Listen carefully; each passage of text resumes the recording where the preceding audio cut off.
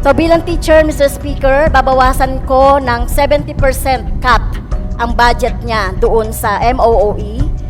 So ang total po, Mr. Speaker, ang pinopropose ko pong budget sa Office of the Vice President ay 529,593,700.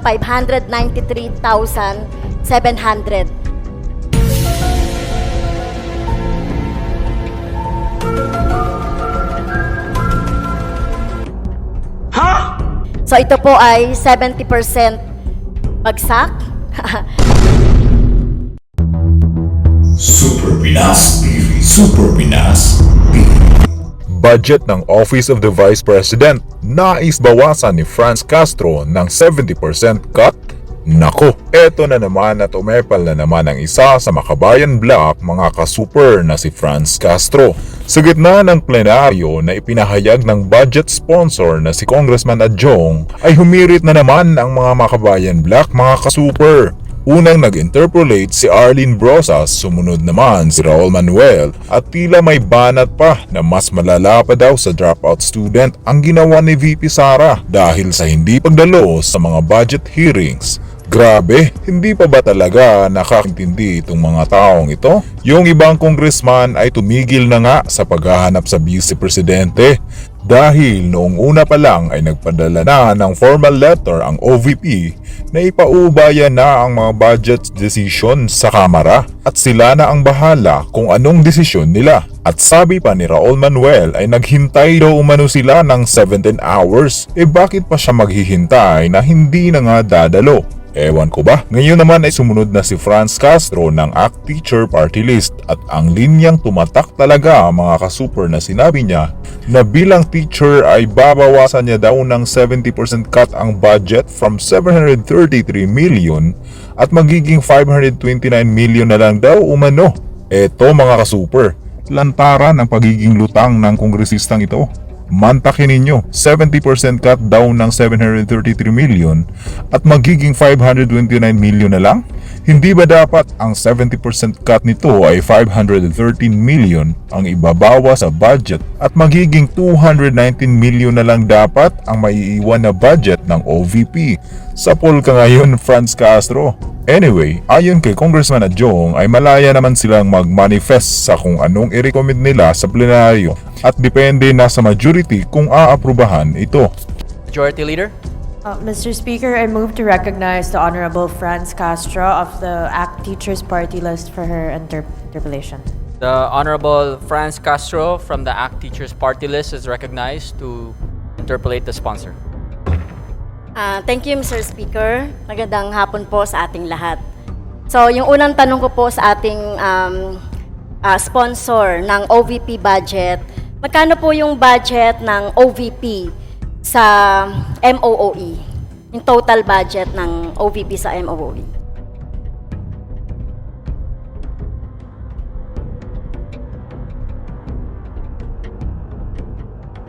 Ang total amount po ng OVP ayon sa NEP ay 1.792 billion pesos po. Mr. Speaker, Your Honor. Okay, thank you po. Magkano yung budget niya sa... Meron ba siyang budget? May budget ba ang OVP sa capital outlay? Magkano yung budget sa capital outlay? Meron po. Nasa 56 billion po. I'm sorry, 56 million ang nakalaan po ng budget para sa capital outlay ayon po sa National Expenditure Program. How about sa personnel? Personnel services, Mr. Speaker? Sa personal services ay meron po siyang 177 million pesos.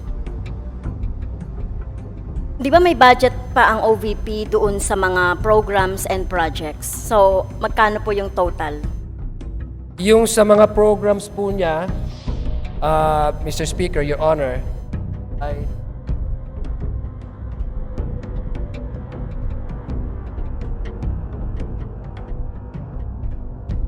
ang nasa propose po ng kanyang sa for 2025 ay nasa 1.792 billion pesos po, Mrs. Speaker, Your Honor, na under po sa MOOE na pinopropose po under the National Expenditure Program, Mrs. Speaker, Okay. Your Honor. So yung ano pala no, yung programs projects ay under MOOE ay 1.792 billion. Tama po yan, Mrs. Speaker, Your Honor. Okay. Doon po sa proposed na budget ng ating Committee on Appropriations, magkano nga po yung pinropose na budget ng Committee on Appropriations? Ayon po sa rekomendasyon ng Committee on Appropriations, ang recommended budget for the Office of the Vice President is 733,198,000 po. Mr. Speaker, Your Honor. Okay, so dito po sa ano no, dito po sa mga budget ng OVP, since Mr. Speaker, hindi binoykot tayo, hindi tayo sinipot. Sabi ni Congressman Manuel, nagbulakbol. Well, yun po yung aking ano rin ano, yun din yung aking napuna. Dahil mula po nung Lunes, nagantay tayo no dahil naka-schedule nung Monday ang kanyang ang deliberation sa Office of the Vice President. Nagantay din tayo kahapon kung may darating na Vice Presidente o authorized representative. At ngayon ano hanggang oras na ito ay naantay po natin, pero gaya nga na sinabi ni Congressman Konggun, walang forever sa pag-aantay. At Mr. Speaker, naibigay na natin ano yung lahat ng pagkakataon sa Office of the Vice President para i-defend ang budget ng kanyang opisina. At nakita natin ano dahil tama naman si Congressman Arlene Brosas, hindi opportunity ang ginagawa natin dito. Hindi privilege ng isang head ng agency na mamili kung ano yung gagawin during the budget deliberation. Walang papalit sa question and answer dahil dito natin malalaman, Mr. Speaker, kung paano gagastusin ang budget ng anumang ahensya. So, sa Office of the Vice President, nakita natin na nung Monday ay Mr. Speaker, namamasyal pala sa Calagwas. At ipinakita yon ng isang media sa kanyang report na after nung pagpunta niya doon sa Naga, no? At nagpakita doon sa lugar na kung saan nandoon si dating BP Leni Robredo, ay nung Monday nandoon pala siya sa Calagwas. At naglilima yon, nagbubulakbol. Pero may lakas pa siyang loob, Mr. Speaker, dahil pinabulaanan niya at sinabi niya pang fake news yung ni-report ng Politico.com. Pero sa bandang huli, Mr. Speaker, ang katotohanan ay laging lalabas yan. So, ang katotohanan ay laging laging nananaig sa kasinungalingan. Kaya meron po tayo dito, pagpapatunay po, no, mula sa Philippine National Police, na totoo po na siya ay nasa Calagwas. Habang tayo ay nagaantay dito para doon sa deliberation ng kanyang budget. So hanggang ngayon, Mr. Speaker, nag-aasal pusit pa rin ang presidente dahil ayaw niyang matanong, ayaw niyang busisiin ang kanyang budget. Ayaw niyang, kahit nga doon sa Committee on Good Government and Accountability, ay ayaw niyang mag-oath dahil tingin natin, yung ganon ay magsisinungaling. Kaya Mr. Speaker, sa kalagayang ganon binanggit natin, masyadong mataas, so malaki. Malaki pa rin itong 733 million na ilalaan sa budget ng Office of the Vice President. Dahil walang niha-niho, hindi natin alam kung saan gagamitin, saan ginamit yung yung pondo. Kaya po Mr. Speaker, Ang aking pong panukala, at ito po ay, I will present this in due time during the amendments. So, sa akin pong panukala, Mr. Speaker, dahil wala naman po tayong, wala namang justification doon sa kanyang budget, sa budget ng OVP. So, para sa akin po, i-retain po natin yung personnel services. Dahil alam naman natin sa ating mga empleyado sa gobyerno, mahalaga yung trabaho na 177 million.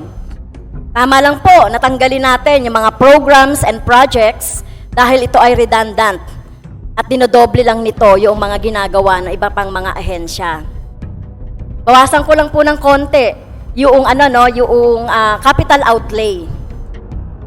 Babawasan ko na rin po, Mr. Speaker, in due time po for my amendments, yung MOOE. At dahil bagsak siya, sa pag-uugali, bagsak siya doon sa kanyang pangako sa ating taong bayan na gagawin niya yung kanyang tungkulin o yung tungkulin bilang Vice Presidente. So bilang teacher, Mr. Speaker, babawasan ko ng 70% cut ang budget niya doon sa MOOE. So, ang total po, Mr. Speaker, ang pinopropose ko pong budget sa Office of the Vice President ay 529,593,700. So, ito po ay 70% bagsak. Kaya, yun po, Mr. Speaker, ang aking manifestation. At sana po, ito po ay unprecedented yung nangyari dito sa panahon na ito ng budget. Wala pong nangyaring ganito sa history ng House of Representatives. Wala ding ganyang katulad na Vice President sa history ng Pilipinas. Kaya po, Mr. Speaker, ang taong bayan na po yung maghuhusga, kung ano po yung dapat natin gawin dito sa kung hindi po dahil po sa performance ng Office of the Vice President. So, yun lang po, Mr. Speaker, at nakikiisa po tayo sa ating taong bayan na nagtatanong sa ating Office of the Vice President kung paano, saan, ginastos at gagastusin yung pondo po ng Office of the Vice President. Dahil napahalaga po, bawat 5 na nasa budget po ay mahalaga mula yan sa pawis at dugo ng ating taong bayan na dapat natumbasan ng tamang serbisyo. So yun lang po, Mr. Speaker. Maraming salamat sa ating distinguished sponsor. Maraming salamat po, Representative Castro. Mr. Speaker, Representative Castro has within her right to propose individual amendments at the appropriate time. Again, these are just mere manifestation, and the body can exercise its plenary powers to either accept or to reject any possible proposals, especially if it's an individual amendment to the already recommended amount of the Committee on Appropriations. But we will discuss that perhaps, Mr. Speaker, at the appropriate moment, appropriate time, and appropriate period. Thank you very much, Mr. Speaker. Maraming salamat po sa kinatawan ng ACT Teachers Party List, Representative Franz Castro. The Honorable Raul Daniel Manuel of Party List Kabataan. The Honorable Raul Manuel is recognized to interpolate the sponsor. Thank you, Mr. Speaker. Mr. Speaker, I would like to ask our sponsor, kasi, Mr. Speaker, ang spokesperson ng Office of the Vice President na si Mr. Michael Powa ay actually present dito sa premises ng House of Representatives Complex, in particular sa People's Center nitong umaga. Mr. Speaker, nagpaabot po ba ng kahit anong forma ng komunikasyon ang Office of the Vice President regarding the fact that the spokesperson of the office will actually be present here in the House? Mr. Speaker, yung huli na communication na na-receive po natin ay yung tulat mula po sa Office of the Vice President reiterating na pinapaubaya na po ang budget ng OVP sa collective wisdom ng House of Representatives. So, wala po tayong natanggap na kasunod na sulat patungkol po sa kung sino po yung magiging duly authorized representatives po ng kanyang opisina. Ibig sabihin, Mr. Speaker, kahit na nandito na sa House of Representatives ang spokesperson ng Office of the Vice President, ay wala pong intensyon ang OVP na ipadala siya dito para i-assist ang sponsor ng OVP budget sa pagsagot sana sa mga tanong regarding the budget performance and the proposed budget of the OVP. Tama po ba iyon? Tama po, dahil ulitin ko po, ang pinakahuli na communication or liham, sulat na natanggap po natin mula sa Office of the Vice President ay noong September 11, 2024. Ito po ay response doon sa paghihingi natin na kung maaari ay magkaroon ng separate briefing ang sponsor at ng kanyang opisina nang sa ganon ay mas mapadali po bilang sponsor ang pagdepensa sa kanyang hinihingi na proposed budget po for 2025. So wala po talagang additional or succeeding letters or communication from the Office of the Vice President. Kung ganun pala, Mr. Speaker, ang pakiramdam po natin dito sa Kamara, so near yet so far. Nandyan na po, pero sadyang hindi pinapapunta ng Office of the Vice President kahit yung mismong spokesperson na nila. Kaya Mr. Speaker, with that, I will not ask further questions sa ating sponsor, pero gusto na lang nating banggitin, Mr. Speaker, so far ang record ng Office of the Vice President. Mr. Speaker, strike 1, nag-astang bully at brat ang nakaupong Vice Presidente sa unang pagtalakay ng proposed budget nito sa Committee on Appropriations. Strike 2, wala sa pangalawang pagtalakay sa Committee on Appropriations. Strike 3, dumalo pero hindi nag-oath sa unang meeting ng Committee on Good Government and Public Accountability. Strike 4, pinaghintay tayo ng 17 hours sa plenaryo noong Lunes.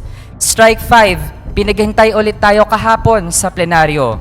Strike 6, ngayon sa huling araw ng plenary debates hinggil sa 2025 proposed national budget, absent. And strike 7, walang pinadalo ngayon sa second meeting ng Committee on Good Government and Public Accountability. Kung ganon, Mr. Speaker, mas malala pa ito sa mga estudyanteng nagbubulakbol. Ewan ko, Mr. Speaker, kung paano natin bibigyan ng ganitong grado ang ganitong public official, and this really sets a very bad model, not just to students, not just to young people, but to all public officials in government. Yun lang po. Maraming salamat, Mr. Speaker. Maraming salamat po, Congressman Raul Manuel. Thank you very much.